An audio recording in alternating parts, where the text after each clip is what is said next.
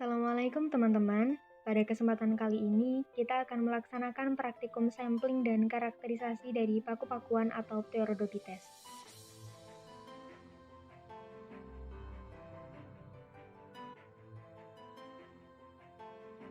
Berikut ini tujuan dari praktikum kita kali ini. Yang pertama, mahasiswa dapat mendefinisikan habitat atau nichea dari paku-pakuan.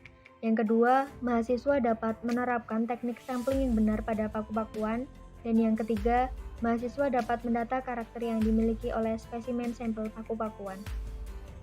Klasifikasi tumbuhan paku menempatkan tumbuhan paku pada tingkat divisi Pterodopita dengan pembagian kelas sebagai berikut. Kelas yang pertama yaitu kelas Philotinae atau disebut sebagai paku telanjang. Kelas yang kedua yaitu Lycopodinae atau disebut sebagai paku kawat. Dan kelas yang ketiga yaitu Equisetenae, disebut juga sebagai paku ekor kuda. Dan yang terakhir yaitu kelas Felicinae atau tumbuhan paku sejati.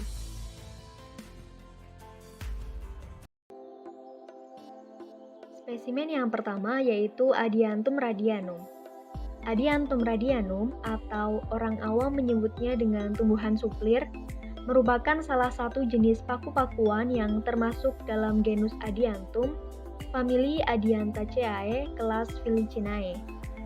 Entalnya relatif kecil berbentuk seperti segitiga dan tumbuh agak tegak lalu menjuntai jika telah tumbuh cukup panjang. Tumbuhan suplir ini memiliki akar serabut, tumbuh dari rizoma yang pangkalnya rimpang. Batang berwarna coklat mengkilap, permukaan batangnya halus dengan percabangan monopodial. Ketinggian tanaman ini dapat mencapai 15-80 cm. Adiantum radianum termasuk paku homospora atau menghasilkan satu jenis spora saja yang fungsi utamanya adalah menghasilkan sporangium. Adapun perbanyakan generatif dilakukan dengan spora yang terletak pada sisi bawah daun bagian tepi tanaman yang sudah dewasa. Sorus atau kumpulan sporangium berada di sisi bawah daun pada bagian tepi letaknya tersebar atau teratur, di mana dalam satu daun terdapat 4-6 sorus. Warna sporangiumnya yang muda berwarna putih, sedangkan yang tua berwarna coklat. Suplir juga bereproduksi secara aseksual atau vegetatif, yaitu dengan stolon yang menghasilkan gema atau anakan pada tulang daun atau kaki daun yang mengandung spora. Adiantum radianum lebih suka tumbuh di kawasan pegunungan yang sejuk dan tumbuh liar di tepi-tepi parit berbatu atau tebing. Tumbuhnya terhambat apabila dipelihara di dataran rendah.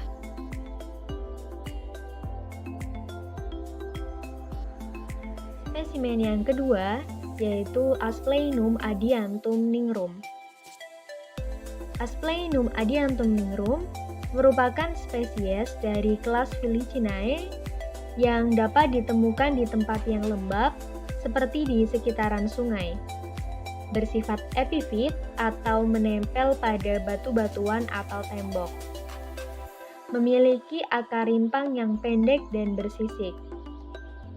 Warga Asplenium ini memiliki daun tunggal, bertulang daun menyirip, urat-urat daun bebas atau bersambungan dengan tulang tepi. Bilah daun berbentuk segitiga dengan panjang kurang lebih 10 cm. Pada daun yang masih muda, ketika dibalik maka akan terlihat serbuk putih, di mana serbuk putih tersebut adalah sorus atau kumpulan spora yang merupakan alat reproduksinya. Sementara pada tumbuhan yang sudah tua, sorus berwarna kecoklatan. Sorus menyebar secara merata pada bagian bawah daun.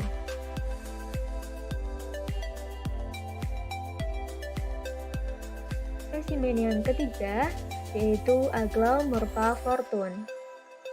Aglaomorpha fortune berasal dari keluarga Felicinae. Spesies ini dikenali sebagai pakis bakul. Karakteristiknya memiliki dua jenis pelepah, yakni pelepah dedaun subur dan pelepah sarang steril. Pelepah dedaun subur berwarna hijau gelap dengan tangkai memanjang dan mengandung spora berbentuk bulat yang menempel di permukaan bawah daun dan letaknya tersebar berwarna coklat. Memiliki batang yang menjalar, akarnya tinggal atau berbentuk rimpang, daunnya tunggal, dan bentuk daun lonjong tepi bertoreh tajam. Tulang daun menyirip berwarna hijau. Sementara pelepah sarang steril adalah daun bulat berukuran lebih kecil, tidak memiliki spora, berwarna coklat dan mati. Serpihan yang terkumpul terurai menjadi humus sebagai nutrien. Aglaomorpha fortune merupakan tumbuhan paku epifit yang menempel pada inang seperti di pepohonan atau dapat juga tumbuh di atas batu.